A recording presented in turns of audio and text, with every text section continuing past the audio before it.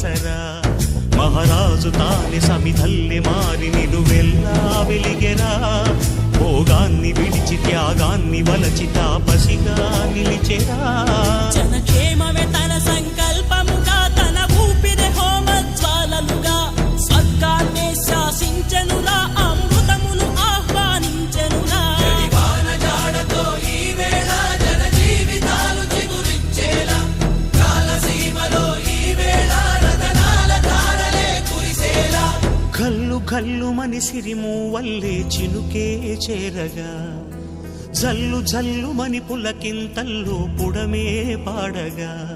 హరివిల్లు ఎత్తి కరిమబ్బు వాన బాణాలే వేయని నిలువెల్ల మంచు వడగళ్ళు తాకి కడగళ్ళే తీరని